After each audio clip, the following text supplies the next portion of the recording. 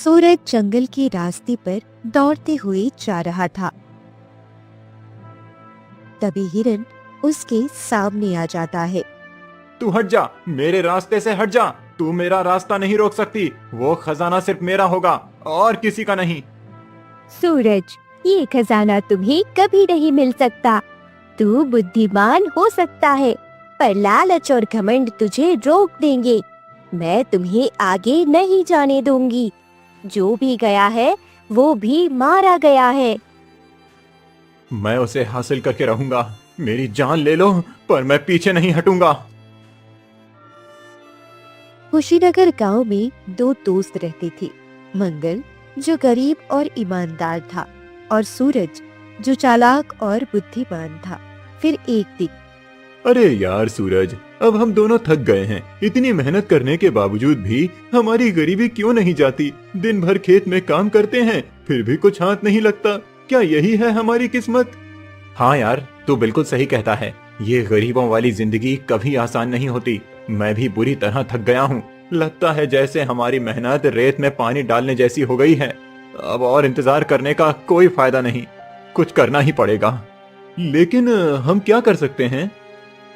चलो आज हम अपनी किस्मत आजमा कर देखते हैं। हो सकता है आज कुछ ऐसा हो जाए जो हमारी जिंदगी बदल दे। इतना कहकर दोनों चौपाल से गुजर रहे होते हैं कि तभी दो आदमी आपस में बात करते हैं। अरे तुमने देखा, जंगल में एक बूढ़ी औरत रहती है जो किसी का भी भविष्य बता देती है। सुना है जो भी उससे मिलता है उसकी किस्मत पूरी तरह बदल जाती है। हाँ हाँ, मैंने भी यही सुना है। सोच रहा हूँ आज ही जाकर उससे मिलूं, शायद मेरे लिए भी कुछ अच्छा हो। वही तो, इतनी पहुंची हुई औरत शायद भगवान ने भेजी हो किसी की तकदीर बदलने के लिए। जो उसे सही समय पर मिलता है उसका जीवन पूरी तरह बदल जाता है। हाँ चलो आज ही कोशिश करते हैं। देर करने का कोई फायदा नहीं, किस्मत भी तो जल्दी नहीं आती। ये दोनों की बातें दोनों दोस्त सुन लेते हैं और कहते हैं, सच में सूरज, बूढ़ी औरत इतनी पहुंची हुई है, हमें भी उससे मिलना चाहिए। आखिर हमें भी तो अपनी किस्मत बदलनी है। शायद यही हमारी जिंदगी का मौका है। हाँ यार, गरीबों की जिंदगी से मैं बुरी तरह थक गया हूँ।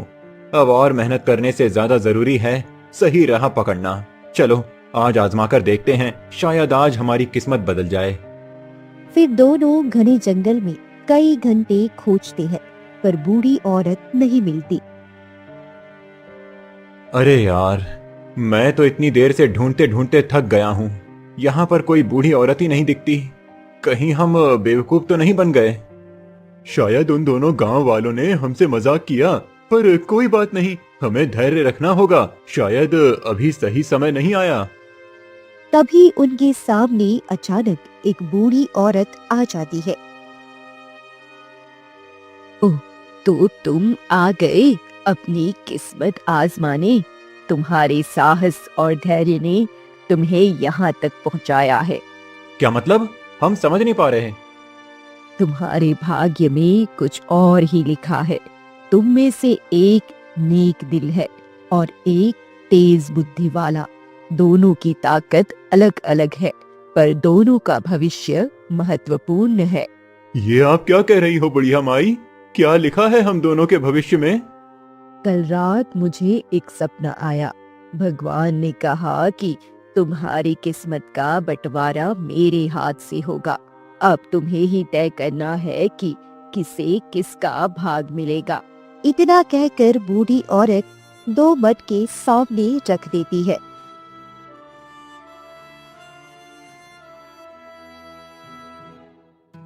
देखो, ये दो मटके, एक में सोना छिपा है और दूसरे में मिट्टी। दोनों बिल्कुल एक जैसे लगते हैं। जो मटका तुम चुनोगे वही तुम्हारी किस्मत होगी। पर याद रखना, किस्मत का असली रंग तुरंत नहीं दिखेगा। इसे 1 साल तक सुरक्षित रखना होगा, तभी सच सामने आएगा। धैर्य रखना और समझदारी से चुनाव करना। जिंदगी में कभी कभी छोटे फैसले भी बहुत बड़ी किस्मत बदल देते हैं। अब तुम किस मटके को चुनोगे? जो भी तुम चुनोगे वही तुम्हारा भविष्य तय करेगा। अगर मैं अपनी चतुराई दिखाऊं और थोड़ा चालाकी से काम लूं, तो शायद बूढ़ी को बेवकूफ बना सकूं। ये मटका मैं जीत कर ही रहूंगा। देखो, मैं तुम्हारे सामने सम्मान से खड़ा हूं और मुझे ये सोने वाली मटकी चाहिए। मैं अपने दिल की सुनूंगा और अपनी किस्मत आजमाने के लिए तैयार रहूंगा। किसी चालाकी में नहीं पड़ूंगा। सही समय पर सही निर्णय लेना ही सबसे बड़ी ताकत है। मुझे मिट्टी वाला घड़ा चाहिए। यह मटका सही रहेगा। इसमें मेरा भाग्य छुपा है। मैं ऐसे ही चुनूंगा। ठीक है, मैं इसे अपनाऊंगा। शायद यही मेरा रास्ता है। किस्मत का असली रंग अभी सामने नहीं आया है। दोनों मटके खोलकर मत देखना। इसे 1 साल तक सुरक्षित रखना। 1 साल बाद ही तुम्हें सच दिखाई देगा कि किसने किस्मत में क्या पाया है। ठीक है, अब मैं इस मटके को नहीं तोड़ूंगा। इसे साल भर संभाल कर रखूंगा। जैसा आपने कहा, धैर्य रखना ही असली ताकत है। हाँ, मैं भी इसे नहीं तोड़ूंगा। 1 साल तक संभाल कर रखना ही अब मेरी जिम्मेदारी है। फिर दोनों मटके लेकर अपने अपने घर की ओर चल देते हैं, मन में उत्सुकता और थोड़ी घबराहट के साथ। अब देखना, साल भर बाद सच क्या निकलता है। समय आने पर सामने आएगा। अब बस संयम और धैर्य ही मेरा साथी है। फिर जैसे ही कुछ दिन बीतते हैं, अब और नहीं रुक सकता। मुझसे तो और इंतजार नहीं हो रहा है। यह मटके में सच में सोना है और मैं साल भर कैसे इंतजार करूं? अगर इसे अभी तोड़ लूं तो सारी गरीबी खत्म हो जाएगी। हाँ, यही सही रहेगा। इतना कहकर सूरज मटका तोड़ देता है और उसमें सिर्फ पत्थर निकलते हैं। क्या ये बुढ़िया ने हमें बेवकूफ बनाया? सोना दिखाकर हमें पत्थर पकड़ा दिया। इसे देखकर तो मेरा गुस्सा और बढ़ गया है। मैं इस बुढ़िया को कभी माफ नहीं करूंगा। वहीं दूसरी तरफ मंगल अपने मटके को संभाल कर अलमारी में रखता है। अब मुझे बस 11 महीने इसका अच्छे से ध्यान रखना है। मैं इसे सुरक्षित रखूंगा और समय आने पर सच देखूंगा। तभी सूरज आ जाता है। अरे, तूने अपना मटका तोड़ा नहीं? यार, मैंने तो सोचा था तू भी जल्दबाज होगा। ये साल भर कैसे रख पाएगा? हाँ सूरज, मैंने कहा था ना कि इसे सुरक्षित रखना है। मैं इसे नहीं तोड़ूंगा। अरे हाँ, मैं तो तोड़कर भी देख चुका हूँ। उसमें कुछ नहीं निकला, सिर्फ पत्थर था। बुढ़िया ने हमें बेवकूफ बना दिया और तू सोच रहा है कि मिट्टी वाले मटके में कुछ होगा? देखो सूरज, अगर इसे तोड़ दूं तो मैं भी बेवकूफ बन जाऊंगा। बुढ़िया का कोई कारण जरूर होगा। मैं धैर्य रखूंगा और समय आने पर सच देखूंगा। ठीक है, तेरी मर्जी। तुझे उस बुढ़िया की बात पर यकीन करना है तो कर, पर मुझे तो अब बिल्कुल यकीन नहीं है। देखना, साल भर बाद भी तेरी मटकी में कुछ नहीं निकलने वाला है। इतना कहकर सूरज गुस्से में वहां से चला जाता है। मंगल मटका संभाल कर रखता है। दिन बीतते हैं।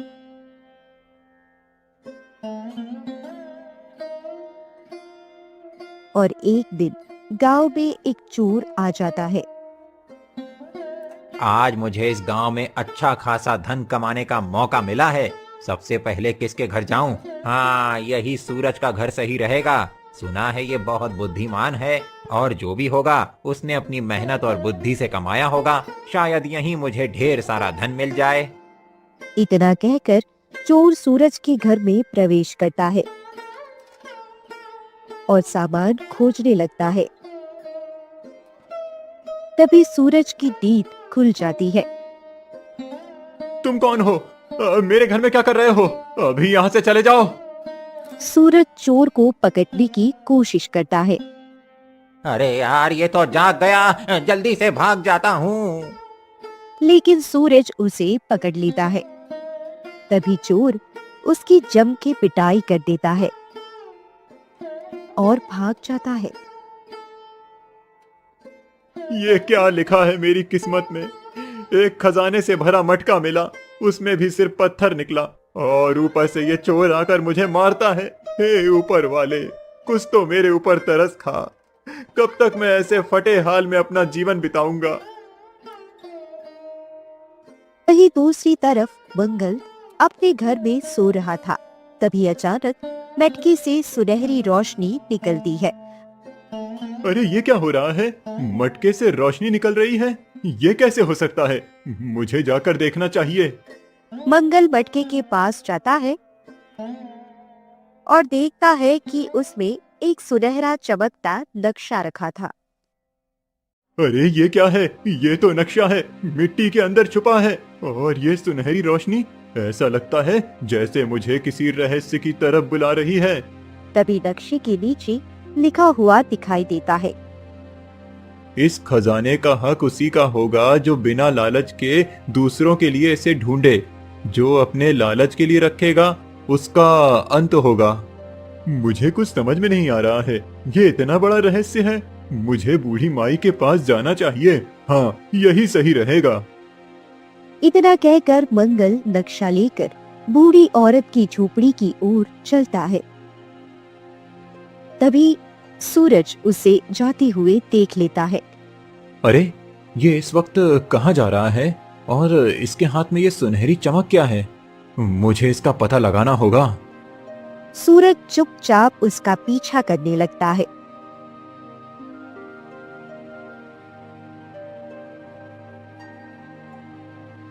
तभी मंगल जैसे ही बूढ़ी औरत के पास पहुंचता है।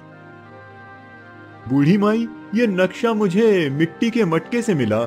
मैं नहीं जानता कि इसमें क्या लिखा है, पर लगता है ये किसी बड़े रहस्य की ओर इशारा करता है। हाँ बेटा, ये खजाना सदियों पहले एक बड़े राजा ने छुपाया था। उसे केवल नेक इंसान ही पा सकता है। लालच करने वाला कभी इसे नहीं देख पाएगा। नेक इंसान यानी इसका मतलब है कि इसे पाने के लिए दिल साफ होना चाहिए। कोई भी लालच इसे पाने की राह में बाधा बन सकता है। ये सारी बातें सूरज चुपचाप सुन लेता है। हाँ ठीक है, अगर मैं पहले इस खजाने तक पहुंच गया तो सब कुछ मेरा होगा। मैं राजा बन जाऊंगा, मेरी किस्मत चमक जाएगी। और मंगल, वो तो बस भोला और नेक दिल है। उसे तो इसका सही मतलब भी नहीं पता। अब मेरा समय है। अब मुझे पूरी तरह से ध्यान रखना होगा। ये नक्शा केवल सही दिल वाले इंसान के लिए ही है। इसे संभाल कर रखना ही अब मेरी जिम्मेदारी है। और हाँ, ये खजाना तुम हासिल करके सभी गरीब दुखियों की मदद करना। हाँ, मैं भी यही सोच रहा हूँ। इतना कहकर मंगल नक्शा लेकर अपने घर आता है और उसे मिट्टी वाले मटके में रख देता है। बस अब सुबह होने का इंतजार है। फिर मैं इस खजाने तक पहुंचूंगा और गरीबों दुखियों की मदद करूंगा। फिर मंगल सो जाता है। तभी सूरज चुपके से मंगल के घर आता है। यही सही मौका है। अब मैं इस नक्शे को चुरा लूंगा और खजाने तक पहुंच जाऊंगा। मेरी किस्मत चमकने वाली है। फिर सूरज नक्शा चुराकर जंगल की ओर निकल जाता है।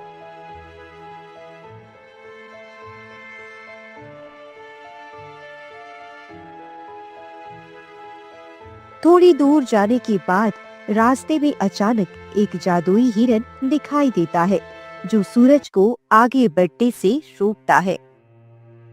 तुम्हारे मन में लालच है। जो भी लालची व्यक्ति उस रास्ते पर गया वो कभी लौटकर नहीं आया है। तुम जिद छोड़ दो, आगे मत बढ़ो, नहीं तो। मैं तुम्हारी बकवास बातों में नहीं आने वाला। तू ऐसे नहीं मानेगा। रुक जा, अब मैं आगे ही जाऊंगा। सूरज एक मोटा सा डंडा उठाता है और उस हिरन की ओर फेंकता है। हिरन जख्मी हो जाता है, जमीन पर गिर जाता है। अब आया तुझे समझ में कि मेरा रास्ता रोकने का क्या अंजाम होता है। अब खजाना मेरा ही होगा। देखना, अब मुझे कोई नहीं रोक पाएगा। सूरज घमंड और लालच के साथ आगे बढ़ता है।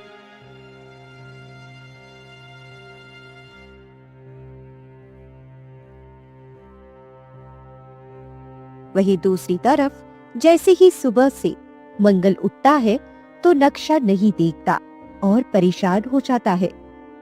अरे, नक्शा तो मैंने यहीं पर रखा था, यहाँ से नक्शा कहाँ जा सकता है? हे भगवान, लगता है किसी ने चुरा लिया। अब मैं क्या करूं? अब नक्शा तो नहीं मिला, पर अगर मैं सच में खजाना ढूंढ पाया तो गांव में कोई भी गरीब नहीं रहेगा। हर किसी की मदद कर पाऊंगा, नक्शे या जादू की नहीं।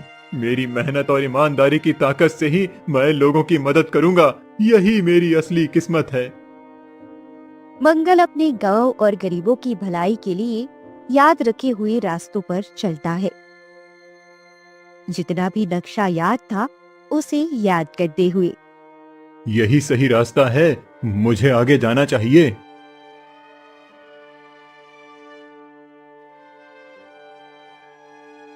वहीं दूसरी तरफ सूरज आगे बढ़ता है और अचानक घने जंगलों में एक अद्भुत सुंदर स्त्री प्रकट होती है। उसकी चाल, आंखों की झिलमिल और रहस्यमयी मुस्कान सूरज को मोहित कर देती है। अरे, इतने घने जंगल में ये स्त्री, और कितनी सुंदर लग रही है। मुझे इसके पास जाकर देखना चाहिए। सूरज तेजी से स्त्री के पास जाता है। तुम इतने घने जंगल में अकेली क्या कर रही हो? मैं किसी बुद्धिमान व्यक्ति का इंतजार कर रही थी जो मुझे अपनी बाकी की जिंदगी में खुशी और सुरक्षा दे सके। तुम्हारा इंतजार अब खत्म हुआ, क्योंकि मुझसे बड़ा बुद्धिमान कोई नहीं है। तो अगर मैं तुमसे शादी करूं तो तुम्हें धन मिलेगा और तुम अमीर बन जाओगी। मैं खजाने की खोज में निकला हूं और जैसे ही खजाना हासिल करूंगा फिर हम विवाह करेंगे। इस घमंड और लालच में तू अपनी बुद्धि पर इतना भरोसा करता है, लेकिन यही तेरी कमजोरी बनेगी। और जैसे ही सूरज आगे बढ़ता है वो स्त्री रहस्यमयी रूप में गायब हो जाती है। सूरज आगे बढ़ता है।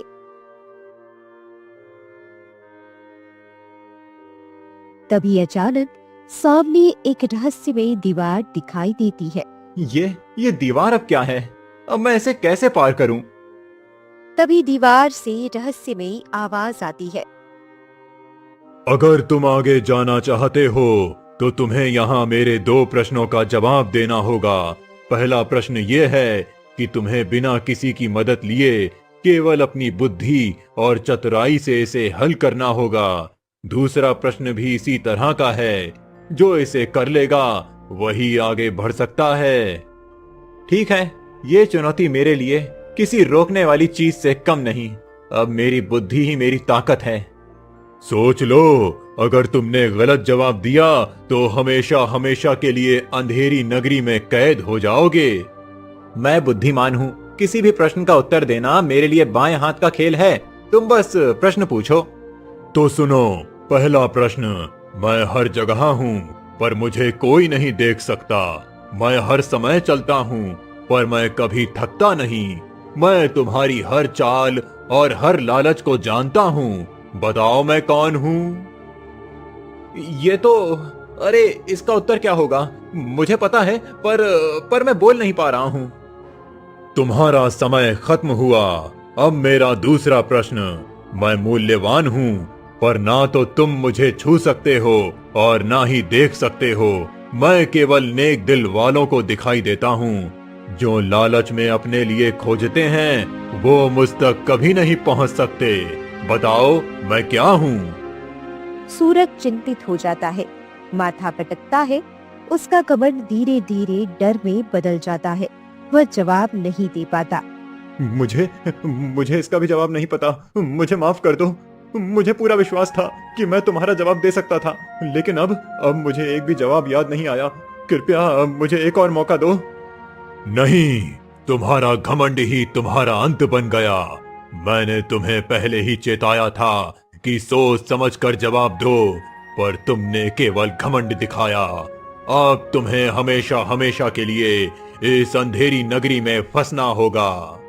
नहीं नहीं, ऐसा नहीं हो सकता। जैसे ही वो बोलता है दीवार और तेज रोशनी से फैल जाती है और सूरज धीरे धीरे दीवार के भीतर खींचता चला जाता है। उसका डर लालच और घमंड सब अंधेरे में गायब हो जाती है।